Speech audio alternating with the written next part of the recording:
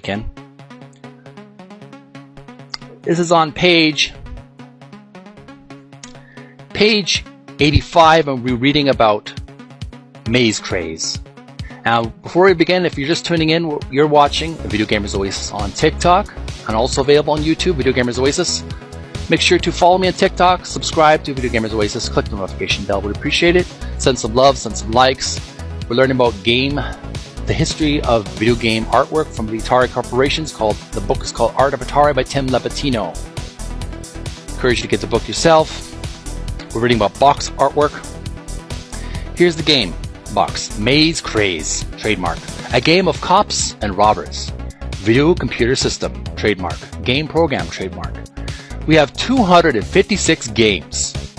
256 video games. Maze Craze, a game of cops and robbers. 1 player, 2 players. There's a bullet between the 1 player and 2 players. Now here we have the artwork. It's a robber. Obviously, he has a Andy cap on his head. Pardon me. It has a mustache. He's got a red and white striped shirt. He's holding a big bag of money in his left hand. He's wearing jeans. He's running apparently a maze of crates. And just around the corner is a police officer in blue. He's got a mustache as well, but he's got sort of reddish brown, light brown hair. He's got a big billy club in his left hand, holding his hat on so he doesn't lose his hat. He's chasing the robber. And his right hand is next to a fragile sign on the one of the crates. Bottom left corner is a Atari logo, a Warner Communications company. Bottom right corner is CX26335. And below that, below the police officer's right foot, is the words J. Kelly. That's the signature. And we're going to quickly zoom in on another artwork that he did for the game. And it wasn't him, it wasn't Kelly who did it, but it says alternate artwork for Maze Craze 2600, artist Francis Livingston. That was it appears to be a guy in a baseball cap, Andy cap. He's wearing a green cap, Andy cap on his head. He's wearing green jacket, green pants. He's got like a checkerboard shirt, holding a big bag of cash in his left hand. There's police officers chasing him down. They apparently look like British police officers because they're not carrying guns. They're carrying billy clubs, and they have like old-fashioned British police officer helmets, and they have spotlights on the guy, and they're trying to chase him down. But back to the original artwork.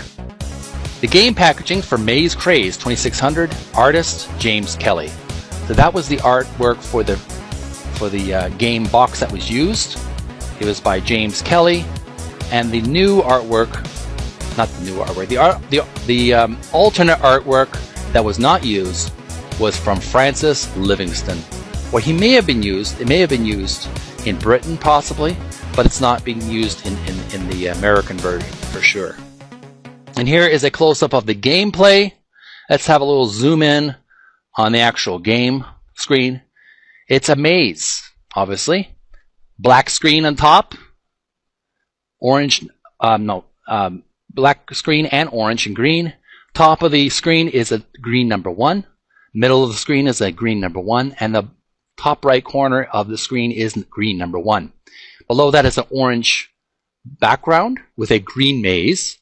And there is a blue sprite character and a orangey red sprite character. Obviously, one is the robber and one is the police officer.